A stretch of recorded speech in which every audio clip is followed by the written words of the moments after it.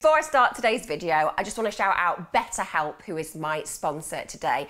I'm a therapist, I spent 20 years working in the field, and the reality is I think that therapy is amazing, and BetterHelp is bringing it into your homes all over the world.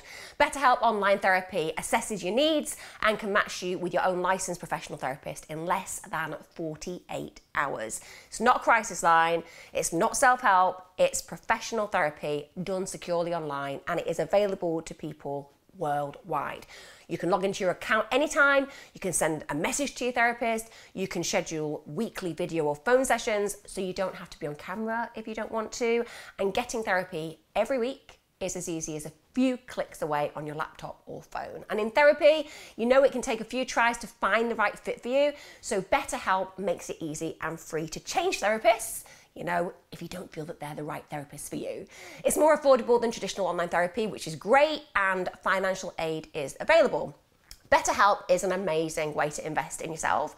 In fact, so many people have been using BetterHelp that they're actually recruiting additional therapists in all 50 states in the US. And they have a special offer for you guys, my true crime viewers. Get 10% off your first month at betterhelp.com/bang. That's 10% off your first month of online therapy at betterhelp.com/bang. On the 29th of November 1994, 6-year-old Rikki Neave was found dead in woods near his home. His naked body had been grotesquely posed in a star shape, and his death would shock a community, and the hunt for his killer would see his own mother wrongly prosecuted for his murder.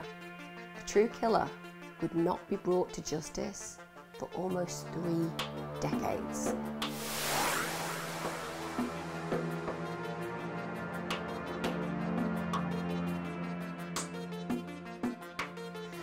Thanks for joining me today on my true crime. I really appreciate you being here. Today's story is one that you've asked me to cover a million times, and I wanted to make sure that I did it well. I will also note that this is my 3rd time recording it because the last 2 videos I recorded on this case corrupted. So I have had to find the patience to make sure I do it again and do it diligently. But that is how committed I am to bringing this case to you, because it's been a struggle, I will not lie. Thanks to anybody who's returning, giving me a like, giving me a comment. Massive thanks to all my Patreon subs. You are making such a difference to my life and to my YouTube membership. But also, as I always say, anybody who comes here and gives me a view, you help me massively. But if you're not subscribing yet, and you kind of like this content, why don't you just get your notifications on and subscribe? It'll only take you a second, and then you'll never miss an episode. I release my content on a Wednesday and a Sunday consistently. If you like crime and you like consistency, this is definitely the channel for you. So let's get into today's case. 6-year-old Rikki Neave. He was born on the 4th of March 1988, and he lived with his mum, Ruth Neave. He had 2 younger sisters, Sheridan and Rochelle. They lived on Welland Estate, Peterborough. He also had an older 8-year-old sister, Rebecca, but Rebecca was in foster care. Rikki's father, Trevor Harvey, he had actually split up with Ruth when Rikki was just 3. So there had been a level of dysfunction in his life. And obviously when there are children in the family who were in foster care, we appreciate there will have been a level of chaos that family had experienced. That's why kids end up in care. Rikki's sisters, they actually down the line would later describe him as a really loving, caring and cheeky boy. Bear in mind, this is a very young child, but despite his incredibly young age, he went out of his way to try to look after his sisters. For example, if there was no food in the house, he would go to the shops and he would steal food for them. He would actually bring it to them. Now, of course, we don't want a child having to shoplift for food, and we don't want a child involved in any criminal behaviour, but this was just crime as far as I'm concerned. There was a just reason behind his actions. He was prioritising the need of his siblings and making sure that they actually got to eat. So there is definitely an element where Rikki is concerned that he's streetwise beyond his years. And another thing that he'd do for his sisters, which is testament to the kind of little boy he was, because we are talking about a really, really little boy. He's 6 years of age. But as opposed to allowing his sisters to just get on with their lives as he was having to. He acted as a mentor. He'd run them baths. He'd ensure that they were clean. And one of the things that's notable about Rikki is, even though he's this young child, he really enjoyed being clean. It was important to him. Now, the care in his home was not ideal. And at the age of 6, he was often left to just wander the streets alone. So we know that that isn't ideal. It's certainly not the safest experience for a child, but lots of kids at a young age go to the park by themselves, play out by themselves. So it's not completely atypical. But again, when we tie that in with what I've just said about the family, it wasn't an ideal experience for him. And on account of his family experience, he was a vulnerable child. And one of the problems with being a vulnerable child is sometimes it can make you really trusting. And I think that Rikki Neave was an individual who was a little bit too trusting and engaged with strangers. And unfortunately, him engaging with strangers would cost him his life. When you think about the case I'm going to cover today, there are so many twists and turns in it that it's breathtaking. So if you haven't heard about this case, you really do need to strap yourself in. For me, it seems as though the deck was stacked against Nicky pretty much from day one. The short life that he had, it was full of misery. It was painful. He grew up in an environment of abuse, an environment of neglect, and the living conditions at home were really, really horrible. The house was filthy. And when Ruth was brought to court later down the line, she'd actually be described in court as a wholly unfit mother. She had apparently, by the way, been in contact with social services because one of the things that she had asked for was respite care for her kids. So even though Ruth is not a great mum, we also have to acknowledge that she's a mum who's aware of her struggles and is essentially seeking support to manage those struggles. She was aware, evidently, that she wasn't coping. And one of the things that she allegedly, and I use the word allegedly specifically here because we don't know whether this is factual, but social services were allegedly told that she would kill Rikki if he wasn't taken into care. Let's also be very clear. People say things that are wholly inappropriate that they absolutely do not mean. But if you want to get a reaction, such as support and help and engagement of services, the more serious you suggest the ramifications of potential behaviour if that support isn't granted, the more likely there will be support put in place. So just because somebody says, if you don't take him off my hands, I'm going to kill him, that isn't actually a threat on the whole. It's more an intention of saying, this is how serious the situation is. Please attend to my needs. So if she did say it, let's be clear that that doesn't mean that there's a direct threat at this point to Rikki's life. Ruth had actually been abandoned as a child herself. So she'd grown up in the system, she'd grown up in care. And we know from so much research that children who grow up in care, whilst it may be better than their home life, they may be in a safer scenario and situation than they were when they were with their family, the point is it causes fractures. Children know stereotypically how a family is meant to be.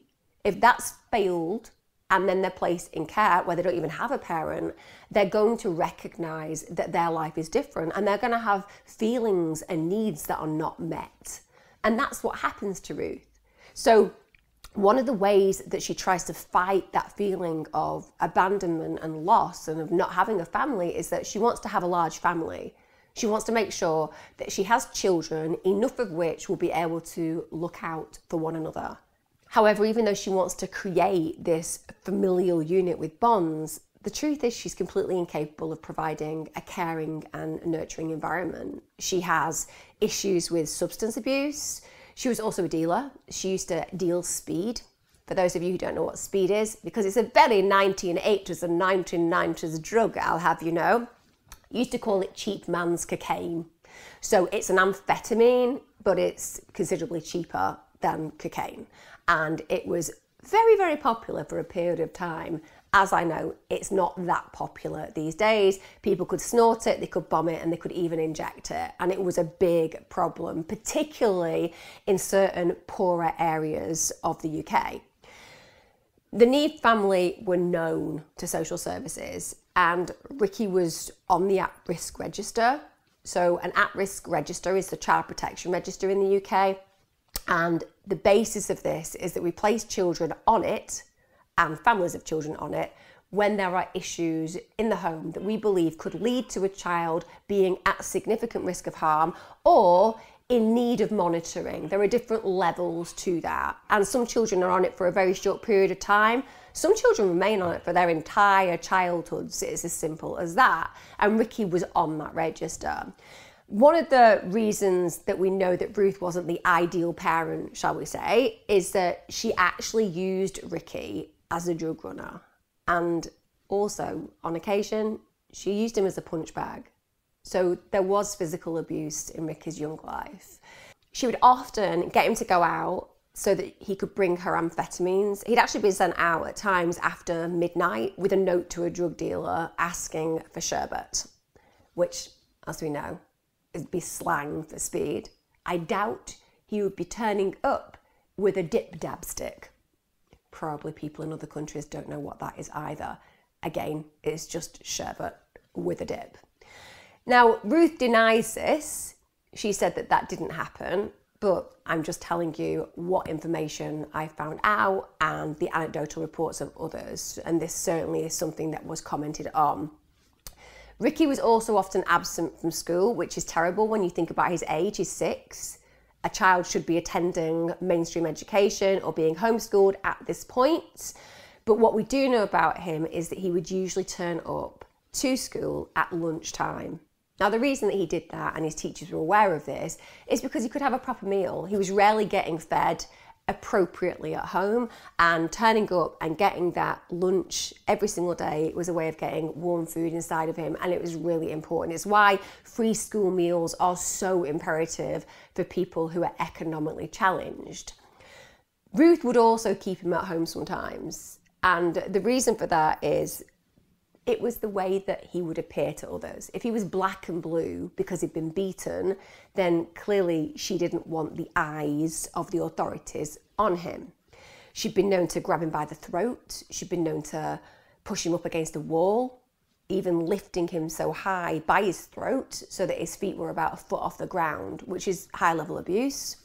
And on one occasion, Rikki was allegedly left screaming after he'd been locked out of his house in his pyjamas, which is terrifying for a child. I think that lots of us know those feelings where a parent has made us feel scared and it feels like the whole of your world crumbles because your primary caregivers are your support strategy. And when they breach those boundaries and make you feel completely alone, it is absolutely abandoning and terrifying. Rikki Neave's babysitter, she claims to have actually seen Ruth make Rikki stand in a corner before squirting washing up liquid into his mouth. And another time, she allegedly held him upside down off a bridge as he screamed. Now, the foster carer claimed that Rikki once opened the door to her and he actually had "idiot" scrawled on his forehead. Now, despite all these allegations, and like I said, they're anecdotal, they're what people have suggested happened, we have to look at what is factually noted. And despite all those allegations I've just gone through, a social worker actually stated that while she had definitely seen Ruth scream and shout at her kids, she had never once seen her act violently towards them. But Rikki's sisters, well, they dispute that a little bit. They say that actually their mother treated them terribly. They suggested that she'd sometimes keep them locked naked in their rooms, and they felt that she was far more interested in drugs and men than her own children.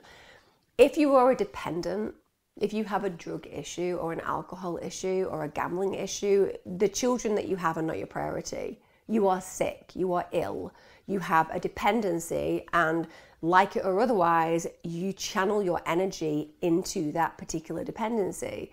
So it would not be unusual for children to look at a dependent parent and feel completely neglected. Arguably as well, as a parent, even though you have a dependency, it can be very difficult to step into the arena of truth and say, yes, I didn't prioritise my children because I was a dependent.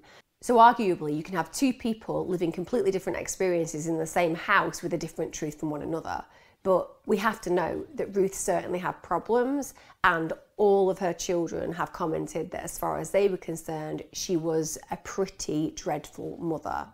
Ruth, of course, down the line, denied ever physically abusing her children whatsoever. She said it's categorically untrue, it's been made up. We get to the 28th of November 1994. Now this starts off like any other Monday. Rikki eats his breakfast and he leaves for school around 9:30 a.m, which means of course that he's definitely going to be late for school, isn't he? You know, you should be there before 9. But this day he never even arrives there. And actually it's the last time that his mother ever sees him alive. Because later that day, we find that Rikki's mother Ruth is starting to get really concerned. Because Rikki's usually home by around 3:45 p.m, but there's absolutely no sign of him. Ruth then reports him missing at 6 p.m, and she explains to the call handler who takes the call that she hasn't seen her son since he left for school. She's concerned because he hasn't arrived home at his usual time. She's able to describe to the call handler what he's wearing, his school uniform, a little blue coat, and the handler says, well, could you have gone to a friend's house? But his mother explains he's never done anything like that before. So the police arrive at her home on Red Mile Walk at 6:17 p.m. Go ahead, call the police. My son hasn't come back from school yet. Pardon? I said I'll report with my son missing. He hasn't been back from school. Right. Well, I haven't seen him since this morning. Okay, what's your name, please? Mrs. Ruth, I'm Neave. Now, I'm not going to try to defend Ruth as a mother. I cannot tell you whether the reports of her being abusive are true or otherwise, but what I can say is the minute that her son does not return home, she's concerned. The actions that she's taking in a very short amount of time suggests that while she's considered neglectful on one level, certainly on an emotional level, there is a connection there. Why is she so worried immediately that her child has broken a habit? And why has she got in touch with the police literally hours after him going missing? As a neglectful parent who lets a child just wander the streets constantly, why would she be worried about this child not being home if it was just commonplace for him? So I'm just bringing that in because she responds very, very quickly to the fact that he's not around. We get to the 29th of November 1994, still no sign of Rikki.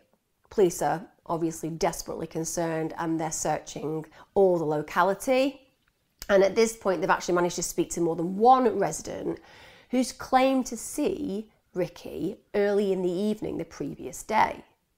So now at 12:05 p.m, the police are searching an area of woodland. This is near the Welland estate, and they make the worst discovery ever. It's horrific. It's so grim. They find 6-year-old Rikki Neave's body. It's among the trees. It's near a children's den. It's literally a 5-minute walk from his home. And finding the body of a child is going to be one of those moments that defines a police officer's career. It's going to be unforgettable. It stains the consciousness. It brings all your fears into focus. And for the officers finding Rikki's body, it would be blindsiding and painful. But it's not just that they find his body. It's the fact that Rikki's body has been left posed in a star shape. He's lying on his back, his arms are outstretched and his legs are wide apart. And one of the things that they noted was the way that he'd been positioned was perfectly symmetrical. Even his thumbs were in the same position. And that means that the killer had felt confident enough to take their time. They weren't worried about being discovered. And that's scary because this individual had enjoyed what they'd done. It also appeared when they looked at the body that he'd been freshly bathed, They noticed straight away that there was hemorrhaging to his eyes and his face, and they saw these quite clear marks on his neck, and it was in a repetitive linear pattern. And even the first observers thought that the reason for that was probably because it could have been caused by the zip. Actually, the post-mortem later established that he had been strangled with the collar of his anorak. It had just been pulled back really hard against his throat from behind. But this is how they discovered that gorgeous little boy. And like I said, for those first responders who found him, it was a defining moment in their careers. So now the worst has happened and we know that Rikki Neave is dead. The police now are going to scour the area because they're going to look for any other incriminating evidence. They're going to try to find any leads. And we get to the 30th of November 1994. It's 9:30 a.m. in the morning. And the police managed to find Rikki's clothes. They've been put in a wheelie bin in Willoughby Court. That's just yards from the wood where his body's been left. The clothes that had been left there included his school trousers, his blue jacket, his white shirt and his underwear.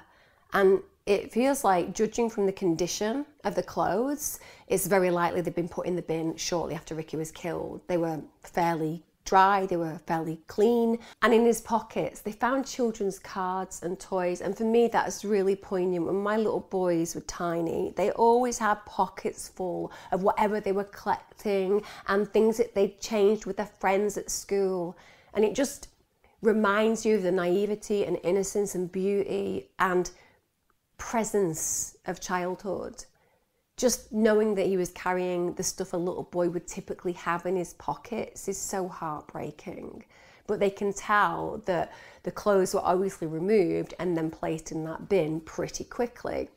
So of course, they're now dealing with the worst kind of murder in the world, which is a child murder. So they immediately launched the inquiry, and both Rikki's father and Ruth, they make emotional appeals on TV for any information that is going to bring the capture of their son's killer to justice. But there was a problem, because when you go on television, and we see this per se, even when police hold actual press conferences and an individual is pleading for the return of a child or a family member, part of it is absolutely to get the information out there. You want eyes on the case. You want people to remember that tiny piece of information that they may have thought was useless or irrelevant. And actually it fits into the puzzle perfectly and it creates an opportunity for a killer to be caught. So it's really imperative that these press conferences occur, or that people go on television and have interviews like Ian Huntley, a video I did on the Soham murders. It was absolutely the interview on television that made police home in on the fact that this guy is strange and we believe that he is now a suspect. Before that, they thought he was a nice guy. So the television appearances can cause immense breakthroughs, but it can also bring bias. We have an expectation of what a grieving parent will look like and sound like.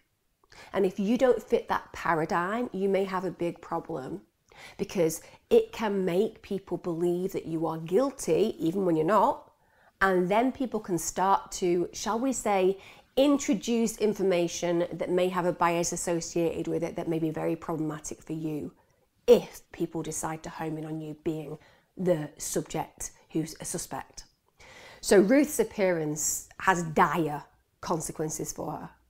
First of all, locals had already been, at this point, speaking to the police. They'd said she wasn't known for being a good mum.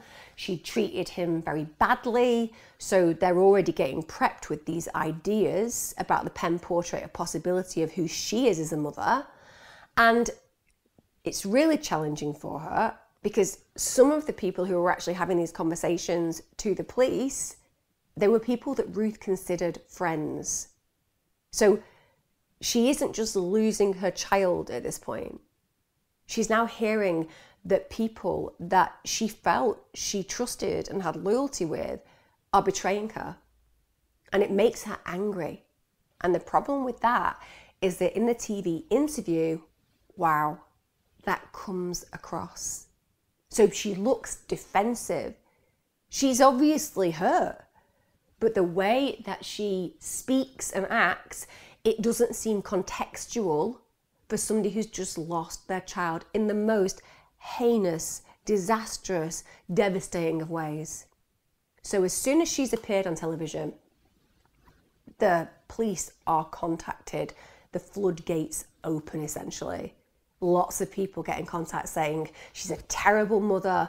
There was literally not a shred, and I mean not a shred of sympathy for her at all. As far as people were concerned and the police, she was acting. So now we have the police suspecting that Ruth may indeed have killed her own son. And what is tragic about this case, and my God, it is tragic, is because they had that belief and bias, it was the line of inquiry that dominated the investigation. Now in policing, that is the last thing you need. The whole premise of the word leads is the idea that you can take evidence, information, inquiry, and you can look at the different threads. So every path leads potentially to a different outcome. If you close other leads down and you follow only one, then you better believe that a case can be built around it. And the problem there is you're shutting down the possibilities of other outcomes. And when you do that, you may well be negating a line of inquiry that isn't just essential, but that will actually give you the real result that's required. But that doesn't happen because this bias and belief that they have the woman that they're looking for, it means the police overlook vital evidence that was right in front of them. And I'm going to talk about that today, but believe me, this was not difficult for the police to look at and see. It was there in front of their eyes, but they chose not to see it. And that meant that a murderer remained at large for decades, walking our streets, having access to our kids, having the potential to do great harm. All because the police decided to build a case around a yes, imperfect, yes, not necessarily the peaches and cream parent that those kids deserved. But that doesn't mean that Ruth was a murderer, and certainly shouldn't have meant that they decided to put all of the eggs in that basket when it came down to deciding on her guilt. So the police now have got Ruth as a suspect in their minds, and they go and search her home. And guess what they find? Well, they find lots of books. I know. Who knew that lots of books might be an issue? But let me tell you, they're not all just your average books. No, many of them were about black magic and the occult. Not being weird, guys, go in my cupboard. You're going to find quite a lot of those as well. Probably in between all my serial killer books and my true crime books and my psychology of serial killers books, because I've got them all. I've got white witch books, spell books, incantation books. I'm interested in that stuff. But apparently, if I get searched by the police, that's going to cause alarm bells that I'm some kind of crazy Satanist. Literally, just going to say it, guys. Apparently this stuff is not acceptable when it comes down to cases being investigated by the police. And another book that they found had a picture of Da Vinci's Vitruvian Man. A lot of you will know that picture, the Vitruvian Man. And the police decide, well, the fact that Rikki was positioned in a star shape reflects this particular picture. Grasping at straws does not seem appropriate enough and strong enough to demonstrate how ridiculous that assumption would be. Also, they discovered that Ruth was writing about a serial killer, like a lot of writers do. That's why true crime is one of the biggest sellers in the world, and true crime fiction is also one of the biggest sellers in the world because writers write about serial killers. And in it, she described it as a first-person account of the perfect murder about a fellow who strangles and mutilates a girl. And that is case closed for the police. Few books of the occult, picture of a man in a star shape, and also a written account of somebody starting a book on a serial killer. genuinely. Go with me on this, because that pretty much is their evidence. So the investigators conclude that Ruth had killed Rikki in some kind of black magic ritual. This is correct. Black magic ritual. And they decided that she wanted rid of him because he interfered in the relationship that she had with her husband, Dean Neave. Apparently he didn't get on very well with Rikki, and she then decided because of this she was going to kill him at home, and then she was going to wheel his body in a buggy, dump it in the woods that night after reporting him missing. They said that's why people had actually seen Rikki alive earlier that evening, and the fact that she then positioned him in a star shape, posing of his body, that had all been part of a ritualistic sacrifice. They put together that story. Now, I will tell you, in the 90s, there was a thing called satanic panic, where it appeared that the whole world decided that everybody was involved in some kind of occult crime. Anybody who was caught with books or with a particular predilection and interest in an area that was not considered appropriate were deemed as potentially being Satanists. And don't get me wrong, we know there are Satanists out there. Let me draw your attention to Richard Ramirez, who was a Satanist until he died. And certainly there have been paedophile networks that have a dark arts belief system. They all need to be put on an island, towed away and left to rot. But this still isn't common. It's as simple as that. But at the time, satanic panic was kind of spreading like a wildfire, and it feels like in this case the police most definitely hooked onto it. So Ruth is now getting arrested on the 19th of January 1995. They suspect that she's the person who's killed him. She's brought in for questioning, at which point she denies ever harming her son. Bear in mind, we're talking the flimsiest of circumstantial evidence, and yet on the 24th of May 1995, in spite of denying and protesting that she is involved in her son's death, she gets charged officially with Rikki's murder. So at this point, she gets charged with murder and also with cruelty offences in relation to Rikki and his two sisters. Now, she pleads immediately not guilty to the murder charge, but what she does do is she pleads guilty to the child cruelty offences. Now, she said the reason that she pled guilty to the child cruelty offences is because she'd been bullied by the police. And she said that when she admitted to that particular charge, she had no idea what she was actually admitting to. As far as she was concerned, the admission was simply about occasionally slapping her kids now and then. She didn't realise that it was quite a grievous claim to admit to. And so even though she did say that she was guilty of that, she didn't believe that it was going to have any large charge or sentence associated with it. We then get to October 1996. Now, this is like 2 years after Rikki's death, and Ruth Neave's murder trial happens at Northampton Crown Court, and the prosecution, of course, allege at this point that she killed Rikki at home. They said that she'd grabbed his anorak, lifted him and twisted the cloth for at least 30 seconds until he went limp. And they said that this was similar to how she'd allegedly punished him in the past. They then said that she'd wheeled his body in a buggy to the woods after reporting him missing. So this is how they present their case. And bear in mind, there's been a hell of a lot of bias towards this woman already in the press. There's this 16-day trial. But in spite of the police doing their absolute best, she was unanimously acquitted of murder.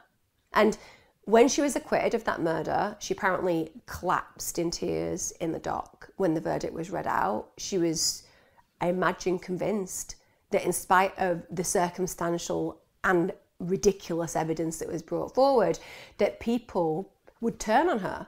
Her friends had turned on her. So I imagine that it wouldn't have been too much of a mental stretch to guess that the jury would also be blindsided by the evidence, see her as a child murderer and convict her. But even though she was found not guilty of that, she was sentenced to 7 years in prison for child cruelty.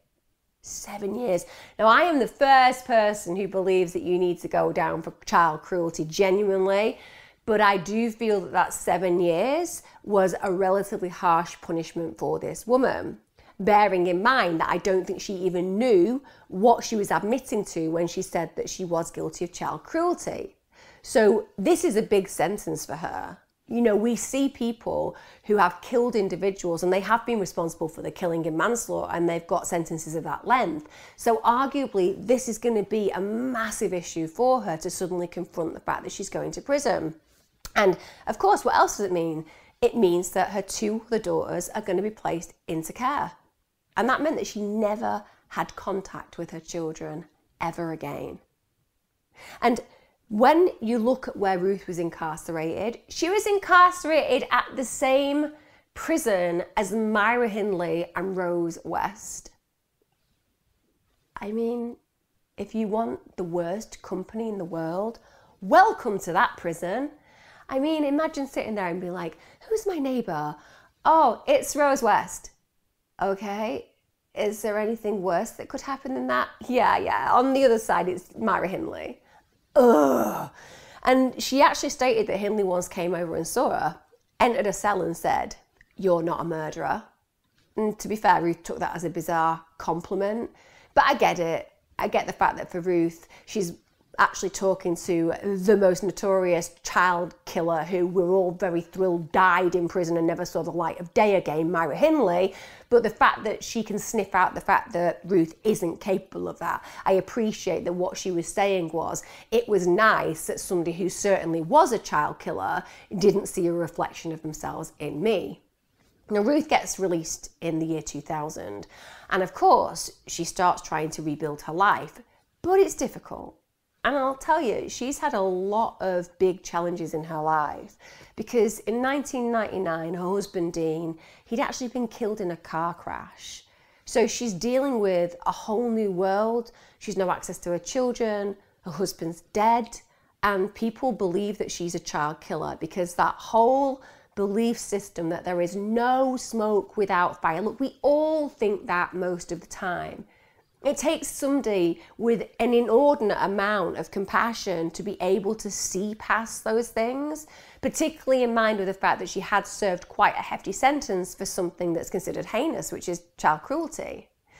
But in spite of the fact she's trying to rebuild her life, there's this massive question that remains. If Ruth Neave didn't kill Rikki, then who did? So the police continue to search for Rikki's killer, but with no new leads, bearing in mind they hadn't really done any of the leads initially, to the point where all those leads have proven useless because they're dried up and disappeared because they didn't actually follow any of them. The case goes cold. And because that case has now gone cold, the finger of suspicion is always fixed on Ruth. You know, she'd been vilified, and the not guilty murder verdict actually hadn't made any difference to the majority of people's opinion. Now, even though Ruth had had these pretty difficult, challenging losses and incarceration and experiences and loss, she does ultimately find happiness after meeting a guy called Gary Rogers, and she later marries Gary. And together, they start looking into the prosecution files. And they themselves start to find potential leads that have been missed in 1994.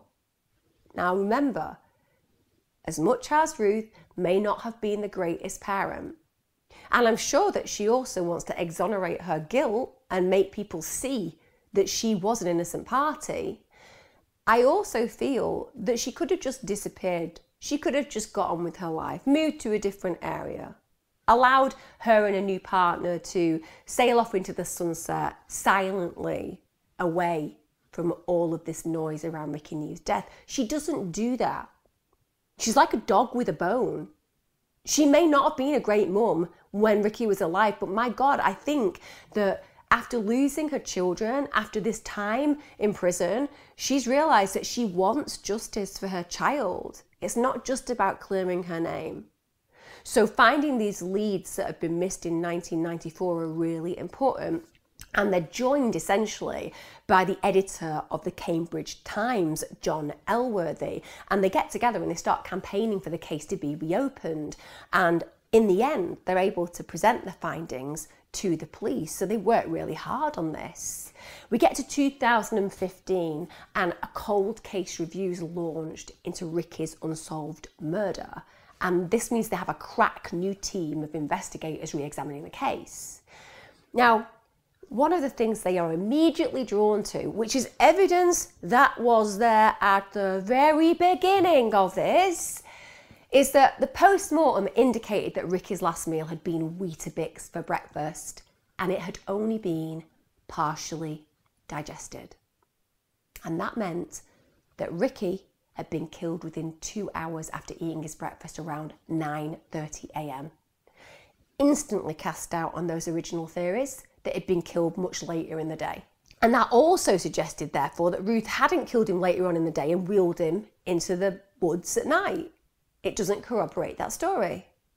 Also, the evidence showed that Rikki's shoes had been covered in mud from the woods when they were found in the bin.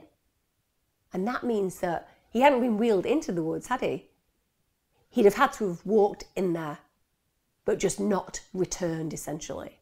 So again, that breaks down that story that the police created.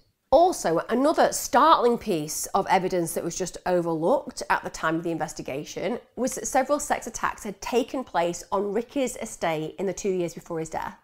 Shockingly, the offences had been committed by children on children, but the police ignored the vital evidence. As far as they were concerned, they had zoned in on Ruth, decided that she was guilty and built the case around that. Simple as. They'd selected to pursue the evidence that had supported their theory as opposed to the evidence that could have brought the real killer to justice. Now, since the killing of Rikki Neave and the point where this new crack team of investigators are appointed, there's been major breakthroughs because of DNA evidence.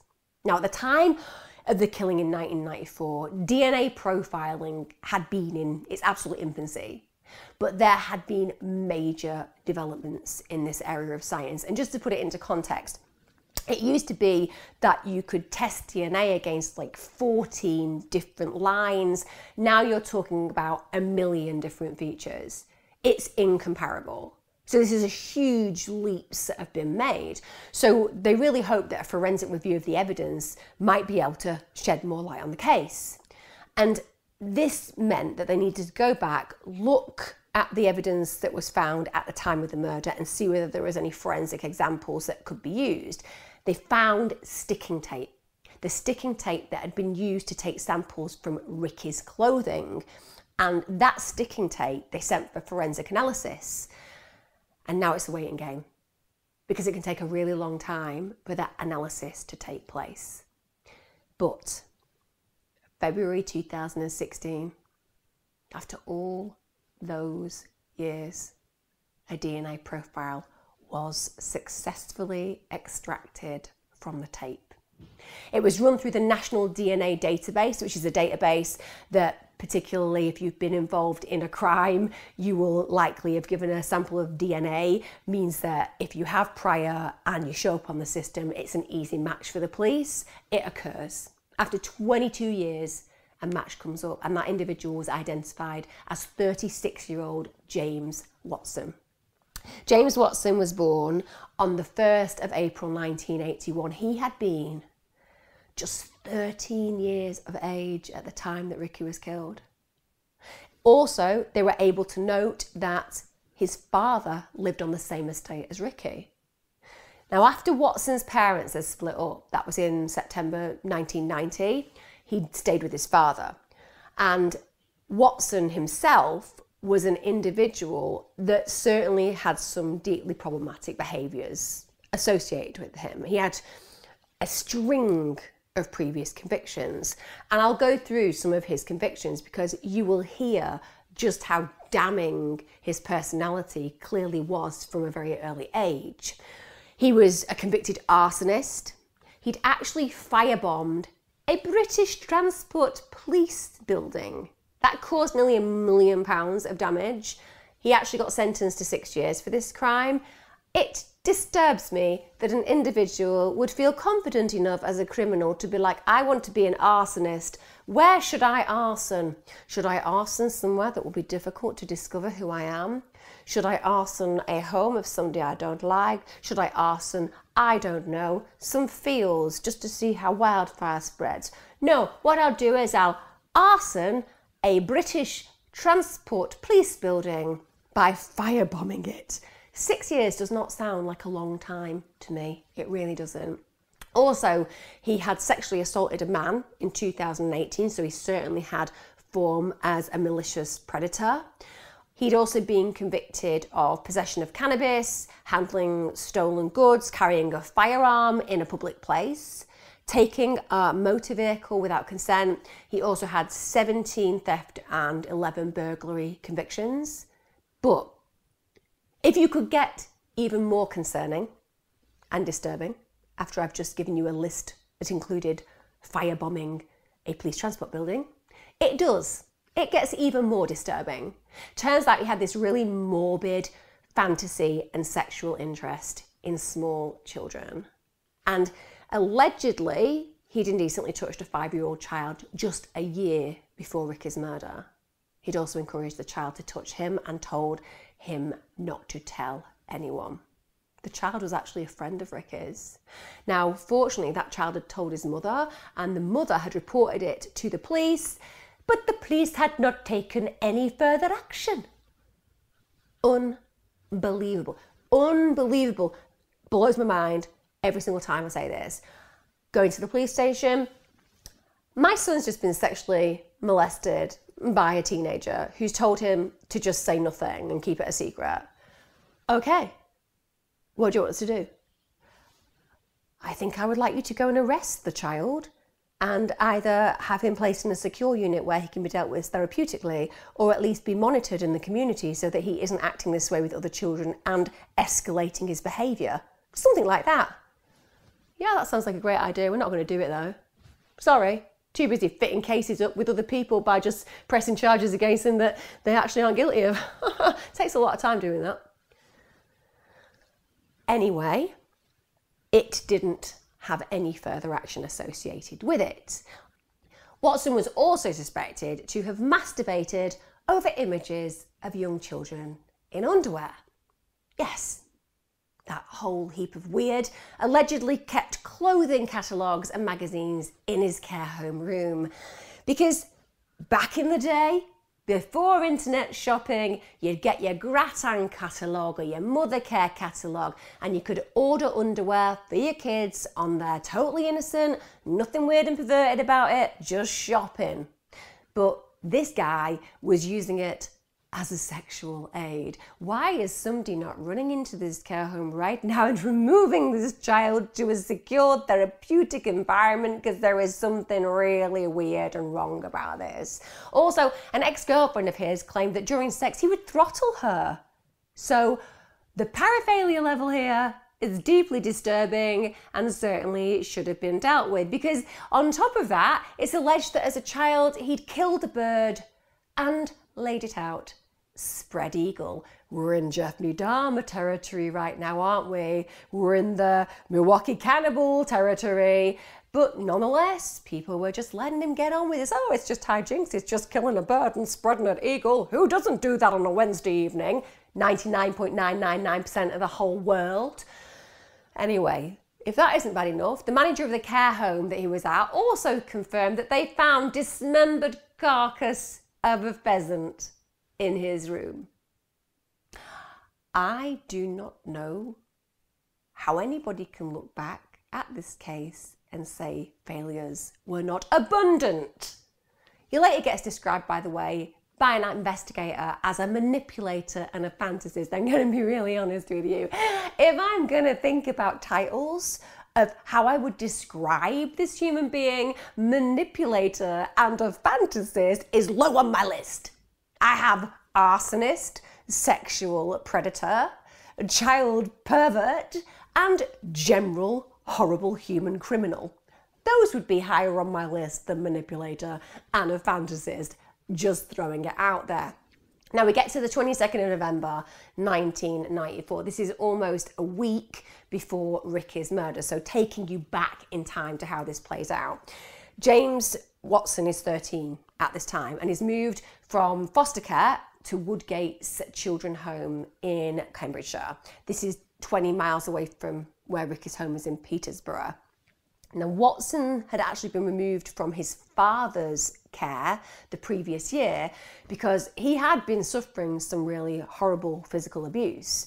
And his dad was, would you believe it, a serving police officer with Cambridgeshire Police. And he actually gets arrested and he gets jail time for it. So we're talking high-level physical abuse, and that's traumatic. And what we know about many violent offenders is that they have experienced serious trauma in their life, and certainly Watson has.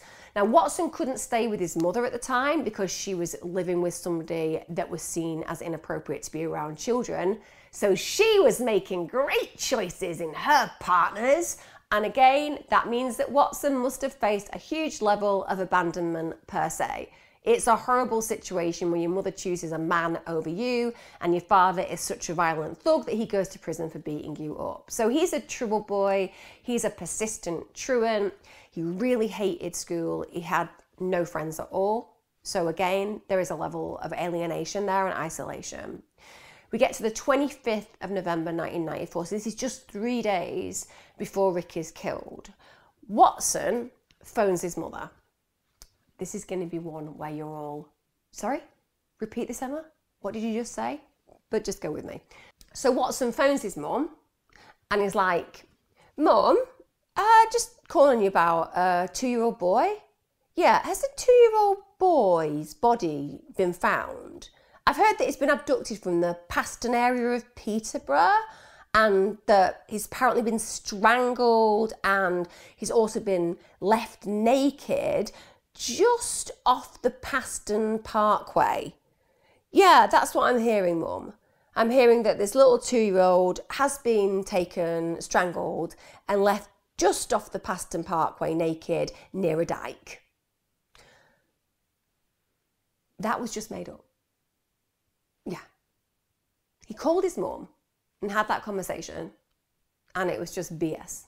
Now that is really strange behaviour, and also think about this, how concerning is it that Rikki's body was found just off the Paston Parkway near a dike? He was naked and he'd been strangled. So investigators believe that Watson had been fantasising for some time about killing a child, and then he had worked on that fantasy and it hadn't been enough and he had made it a reality. It turns out on the morning that Rikki was murdered, several residents actually saw him playing with an older boy when they both, of course, should have been in school. That boy was 13-year-old Watson. Now, as part of the investigation, Watson had actually been interviewed by the police on the 5th of December 1994, but they basically ruled him out really quickly as a suspect. So he had told police he had seen Rikki, and he'd seen Rikki watching a digger on the day that he was killed.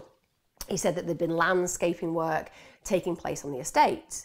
So Watson had gone over, briefly spoken to Rikki, but he said there was absolutely no physical contact between them. He then told the police that he'd subsequently gone to school after seeing Rikki. However, this had been a lie.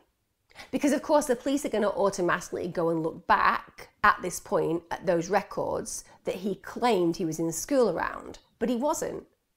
It showed that he hadn't been in school at all that day. And this also means that they didn't check out the alibi that he gave them back at the time, which is just shocking to me. So it also transpired that following Rikki's murder, Watson had become pretty obsessed with the case.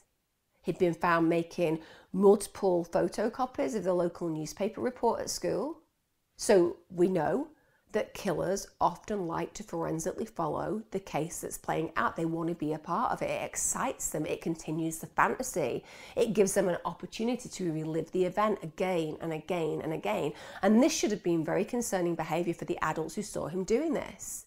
Now, due to Watson's young age, And also the fact that police were just fixated on Rikki's mother. You've done it. We don't like the look of you. You've got that picture of that guy, spread eagle, and you got those books on the occult. You're definitely guilty, even though there's literally no evidence that's actually linking you forensically or in any way to the crime. Your friends don't like you. They've betrayed you. You definitely need to go down for life. That was going on.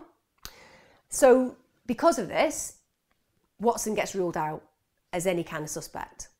But now, of course, we've got 2 decades later, he's now designated as a suspect. So he gets arrested on the 19th of April 2016 and they bring him in for an interview. And bear in mind what I told you about the fact that back in the day, 1994, he had been absolutely adamant that there had been no physical contact with Rikki on the day he died whatsoever. But of course, DNA has improved. Forensics are very, very thorough these days. And so the police say, well, okay, you say you had absolutely no contact with this child. How come your DNA was on Rikki's clothing? And in a heartbeat, Watson changes his story. Now he says, oh, hang on. Okay, I may have thought I didn't have contact with Rikki, but on reflection, maybe I picked him up under the armpits to look at diggers through a hole in a fence. Now, the police are like, okay, well, that sounds quite reasonable. Let's just investigate this, because that's what they're going to do. Remember, we're at a different time and space. We know that Rikki's mother did not kill him. We know that the killer is still on the loose. There is a new crack team of investigators that are using forensic DNA evidence to pinpoint the potential of the killer. They're going to go back and check about the hole in the fence and the diggers that could be looked through. And they're able to find archive film footage. And that footage proved that there was no fence back in 1994 at the location that Watson had suggested. The police ultimately at this point are like, this guy has lied enough. And they felt they had sufficient evidence against Watson to charge him with Rikki's murder. So on the 20th of April 2016, we get Watson released on police bail, but the conditions state that he has to reside at an address in Northampton with an 11 p.m. curfew. What could possibly go wrong? What could possibly go wrong with a criminal who has a list of serious crimes the length of my entire body and is now suspected of murdering a child? I'm sure he's the kind of human being that will just go back into the community, quietly await the trial date and just accept his fate. Of course, that doesn't happen. 27th of June 2016, Watson breaches his bail conditions, fails to return to the approved premises by 11 p.m. So the police clearly at that point revoke the licence and he's recalled to prison. That meant that he could be arrested on site.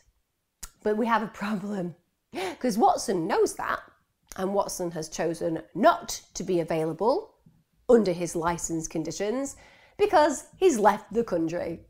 Just like any innocent human being does. It's the first thing that I would do if I was innocent and awaiting trial. I'd be like, how can I make myself look really innocent?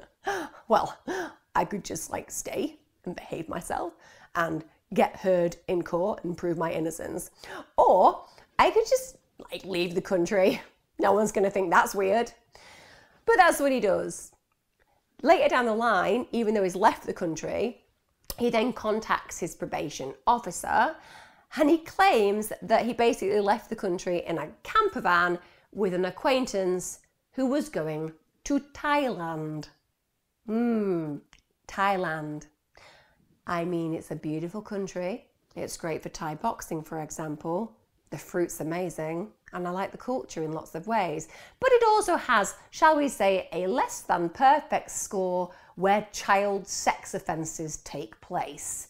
Throwing it out there, somebody who's murdered and potentially abused a child and certainly has a predilection for children going to Thailand does not inspire me with confidence around why he wants to go there. Anyway, he says that he just planned to spend a few days in Europe, but things had gone wrong.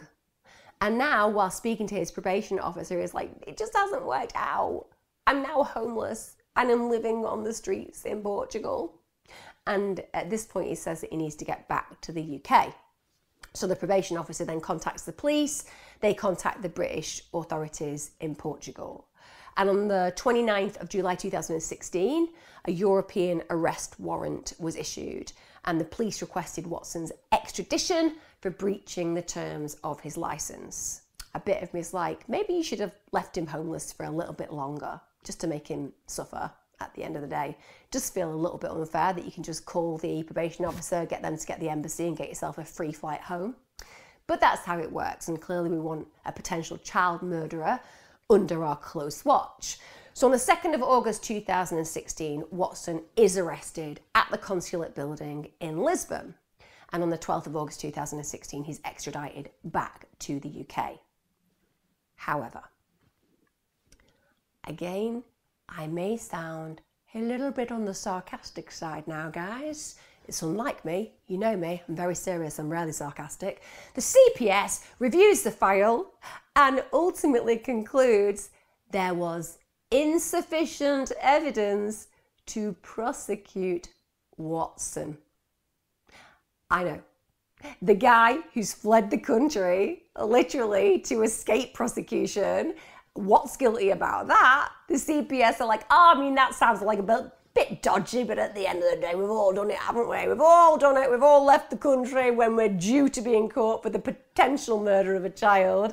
But they're like, yeah, he's just not got enough evidence. Now, the investigation, that could have hit another brick wall were it not for Rikki's own mother launching a victim's right to review the decision not to prosecute. She did this in 2018. Now, I've looked at this scheme and it was launched in 2013. And what it states is that any victim is entitled to seek a review of a decision not to prosecute.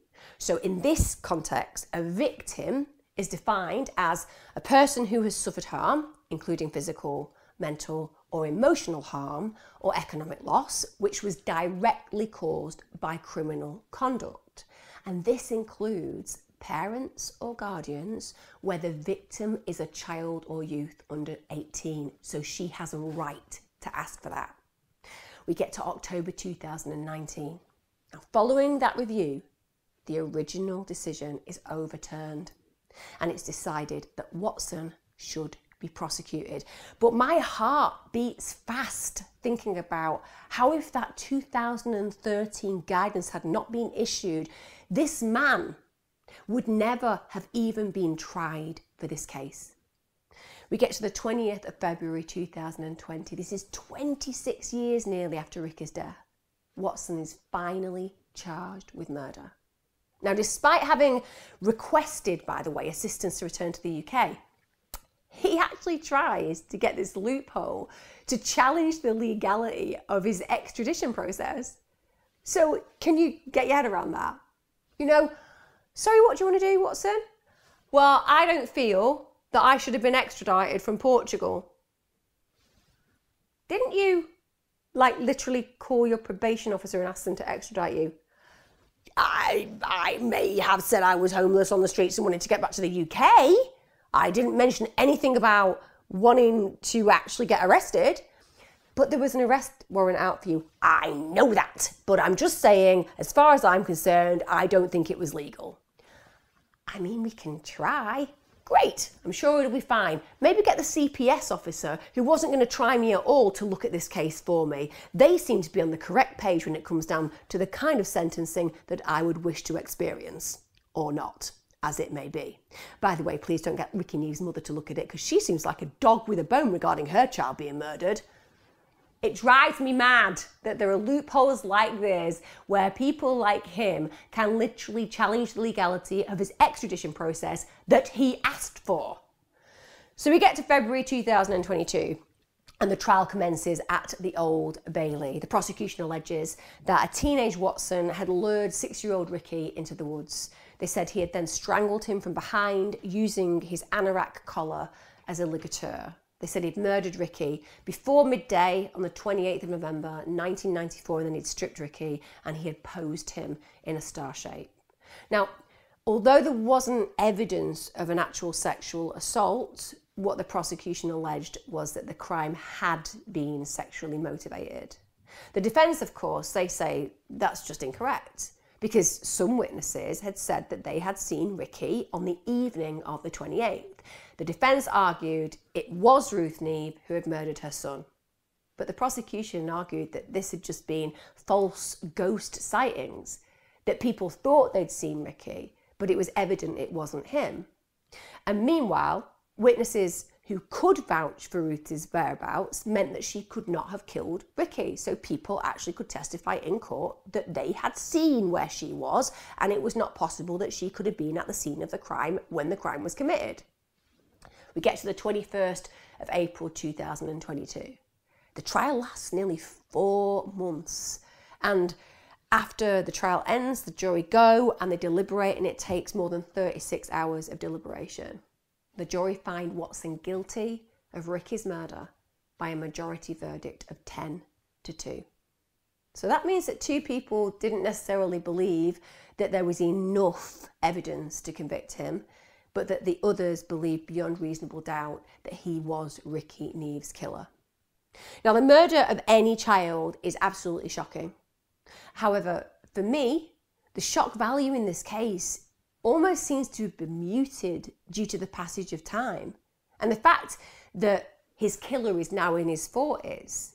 Because if you think about this, had Watson been convicted at the time he committed the offence, it would undoubtedly have been considered an even more notorious killing than it already is, because bear in mind that Rikki Neave was killed by a 13-year-old, and that 13-year-old killed him just 18 months after James Bulger was brutally murdered by 2 10-year-olds. Also, I'm going to be honest, we have to have some sympathy with Rikki's mother, Ruth, because she would never have won Mum of the Year award. We all know that. Quite the opposite. You know, her daughters still refuse to have any contact with her. They partially blame her for their brother's death because they feel that she abused him and neglected him.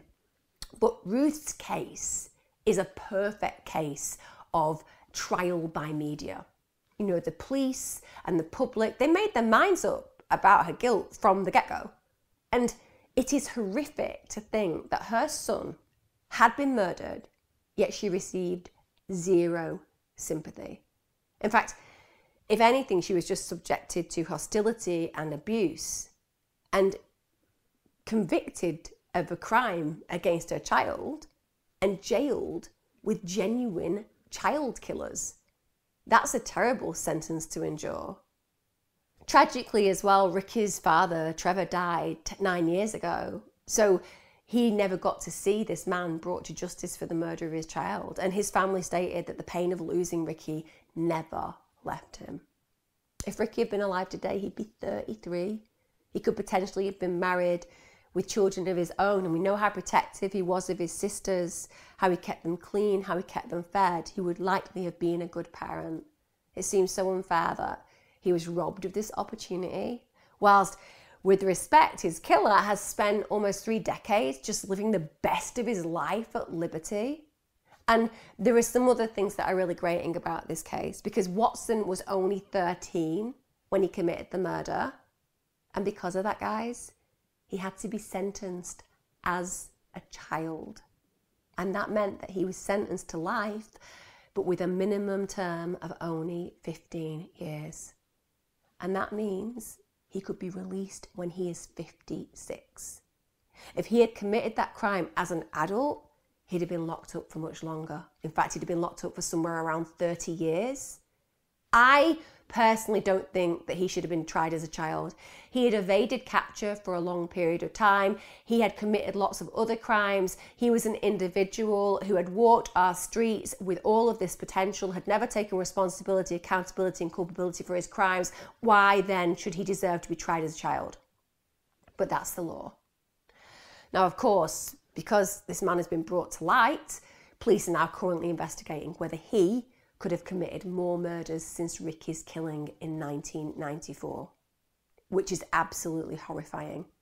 Because if that's the case, not only would the police be responsible for fitting up a woman who is innocent, for building a biased case around one line of inquiry that led ultimately to other leads being dismissed, it would also mean that those actions led to the unnecessary deaths of other children. Only time will tell whether that's true, but it's hard to imagine that a leopard would ever change their spots. And what we know from his criminal history is he was offending all the way through to his capture. So it doesn't bode well. I hope that you feel I've done this case justice. It's been a challenging one. There has been frustrations within it. And at the end of the day, I don't really feel that Rikki got the justice that he deserved. 15 years does not sound like a very long time for anybody who has maliciously, callously and murderously killed a child. I also want to make it clear that I'm not defending Rikki Neave's mother from the way that she was as a parent early on, but I do want to acknowledge that she had a very challenging life, and certainly the way that she has treated this case since she left prison, the way that she diligently fought for justice for her child, does suggest that she has recognised that her parenting was not necessarily paramount as it should have been back in the day, and she's tried to make up for it, and hopefully one day she will get to see her son again and he will recognise that she really did try to be the mother that he deserved in the end. Let me know your thoughts, let me know your feelings, let me know your frustrations, leave me a comment, give me a like, subscribe if you haven't and you've enjoyed this content, and I will be back covering more of the cases that you have asked for, hopefully without my technology going horribly wrong and me having to do it 3 times. And I will see you next time on True Crime with Mia McKenny. Be safe, everyone.